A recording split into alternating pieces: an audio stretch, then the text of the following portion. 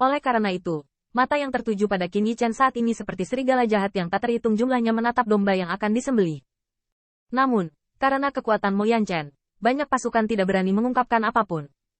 Namun, ada banyak orang yang tidak memperhitungkan yang pertama. Yah, tidak menyangka kamu Sekte Abadi Yuan Surgawi berani datang. Kenapa? Kamu bermartabat di Sekte Abadi Yuan Surgawi, dan sekarang hanya menakut-nakuti surga abadi ini. Benar-benar megah, kulit Qin Yichen tenggelam. Melihat ke bawah suara, dia menemukan bahwa dia masih mengenal orang yang berbicara.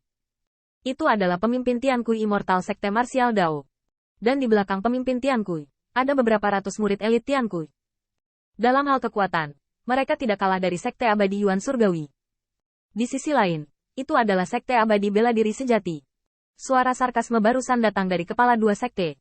Bagi keduanya, wajah Duan Mudongfeng tiba-tiba berubah, dan permusuhan di matanya tetap tidak tersamarkan. Bagaimanapun, dalam hal dendam, Sekte Abadi Yuan Surgawi dan dua Sekte Bela Diri Sejati telah bersaing selama bertahun-tahun dan memiliki keluhan yang mendalam. Mata Duan Mudongfeng menyempit, tiba-tiba mencibir. Siapa aku kalau begitu? Anak buah Tuan Muda akan menggonggong di sini.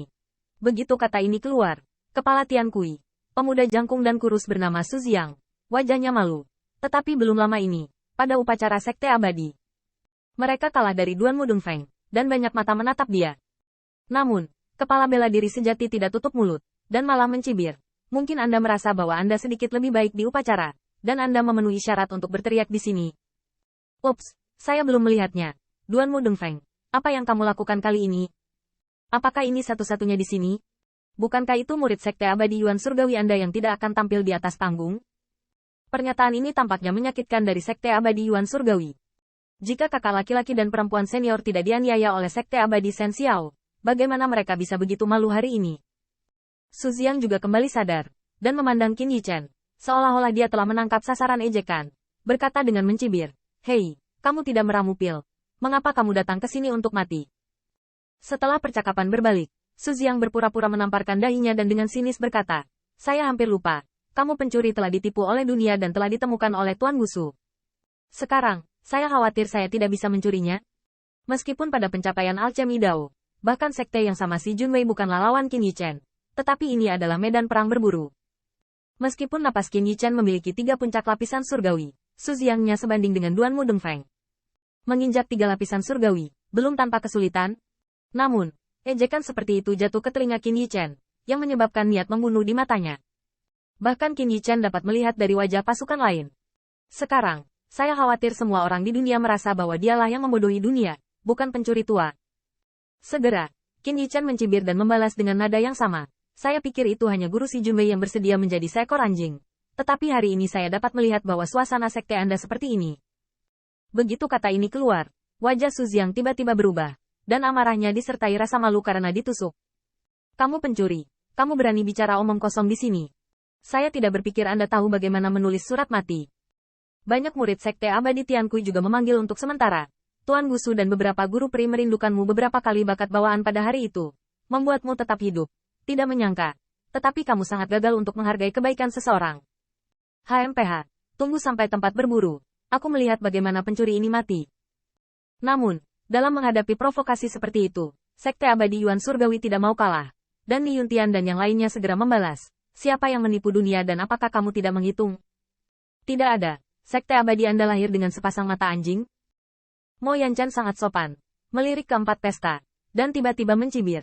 Sayangnya, saya tidak menghadiri festival ini. Jika tidak akan ada begitu banyak anjing yang menggonggong sekarang. Su Ziang tampak marah, tetapi ketika dia bertemu Mo Yanchen, reaksi pertama adalah penghentian bicara. Tetapi pada saat ini, dia mendengar hahenda dari kejauhan. "Jika kamu berani datang ke upacara Sekte Abadi, takut kamu belum memasuki kotaku, lalu mati tanpa mayat utuh." Melihat ke langit, hampir 1000 siluet turun, menutupi langit dan menutupi matahari dengan momentum yang mengerikan.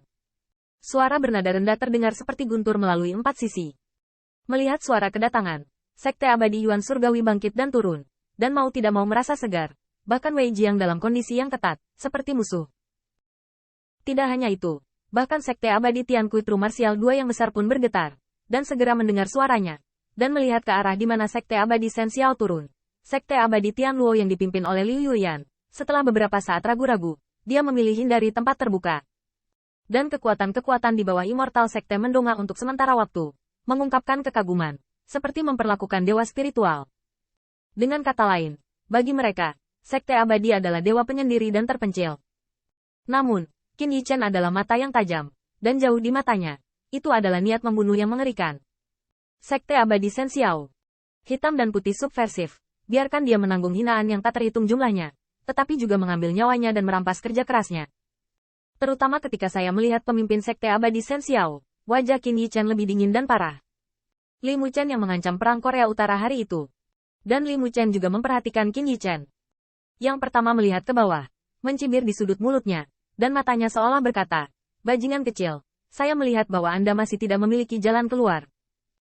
Li Muchen bahkan tidak menargetkan Qin Yichen, tetapi dia membenci seluruh Sekte Abadi Yuan Surgawi, terutama ketika dia melihat ketegangan Wei Jiang yang tidak dapat disembunyikan. Hatinya mengejek, "Anjing tua Wei. Jika demikian, pinjam 100 darimu, beraninya kamu bersembunyi pencuri ini." Pembangkit tenaga emas abadi pada kedatangan Sekte Abadi Shen Xiao. Selain Li Muchen, ada dua lainnya. Semuanya seperti orang tua, tetapi jelas mengenakan jubah hitam dan lampu pompa yang kejam dan tampaknya tidak kekal. Itu adalah Shen Xiao Abadi, tetua pelindung dua sekte. Kedatangan Sekte Abadi Shen Xiao sangat terkenal, dan jumlahnya mirip dengan tebakan Wei Jiang.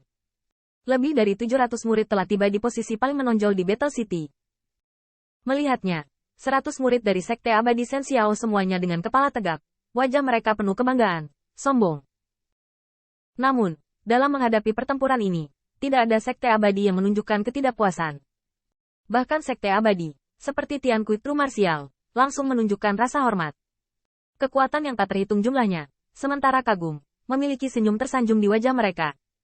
Menurut pendapat mereka, akan menjadi suatu kehormatan jika mereka bisa mengorbankan Sekte Abadi dan menjadi orang kepercayaan mereka. Dan setelah Li Muchen mendarat, dia bahkan mengabaikan Wei Jiang secara langsung. Matanya tertuju pada Mo Yanchen dan Qin Yichen, dan dia menyeringai, "Bagus, kali ini, dua pencuri besar ini ada di sini." Segera setelah itu, sebuah tawa datang dari Sekte Abadi, dan di belakang lelaki tua berjubah hitam itu, dia berjalan keluar dari seorang pemuda kekar, menimbulkan senyum kejam pada Mo Yanchen. "Kamu menyeberang jalan, tidak menyangka akan muncul di sini. Sayang sekali telapak tangan itu tidak membunuhmu tahun itu. Tapi tidak masalah lagi, aku berjanji, aku akan segera mengirimmu dan pencuri ini yang berani bertabrakan dengan Tuan Gusu untuk bertemu kakak laki-laki dan perempuan seniormu. Itu akan dianggap untuk menyatukan kembali kakakmu."